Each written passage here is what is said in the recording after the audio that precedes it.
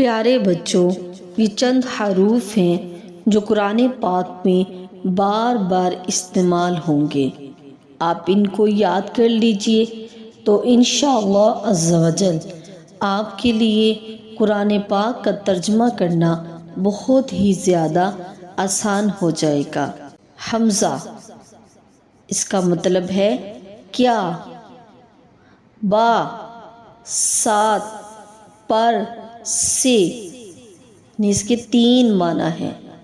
سین، ان قریب، بہت جلد۔ فا، پھر۔ کاف، جیسا، تیرا، تجھ سے۔ لام، لیے، واسطے، البتہ۔ واو، اور حالانکہ۔ ہا، وہ، اس کا، اپنا۔ یا، میرا، میری۔ ال، تمام۔ ان، یہ کہ۔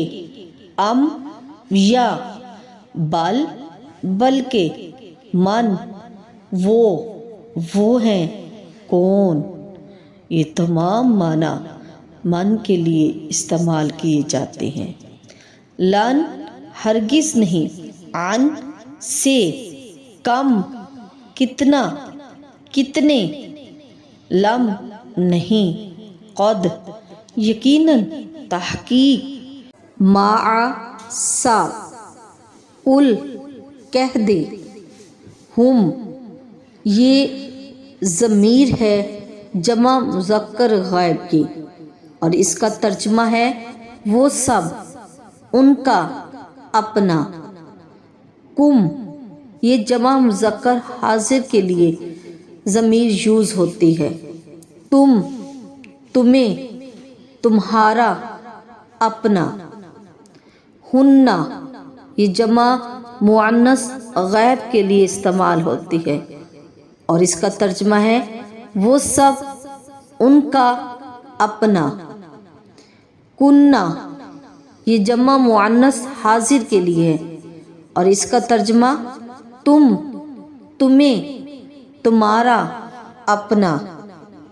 ثم، پھر۔ ثم، اسی جگہ۔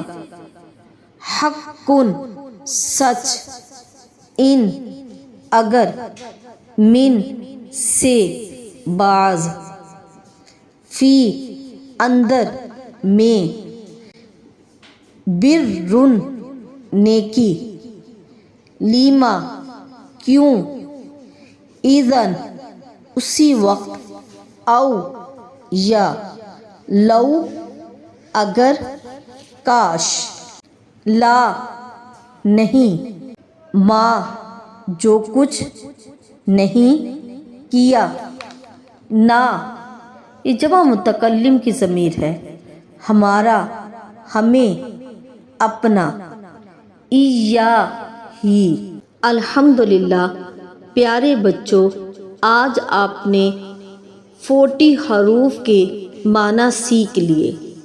آپ اس کو بار بار ریپیٹ کریں، یاد کیجئے، اور جب قرآن پاک پڑھنے لگیں تو ترجمے کے ساتھ پڑھیں، اور ان حروف جو آپ نے معنی سیکھے ان کو تلاش کیجئے۔ انشاءاللہ عز و جل آپ ہمارے چینل نور الحرمین کڈز ٹی وی کے ساتھ جڑے رہیں۔ انشاءاللہ عز و جل آپ کے بچے اور آپ تجوید و قرات کے ساتھ قرآن مجید پڑھنا اور اس کا ترجمہ سیکھیں گے۔ اللہ حافظ۔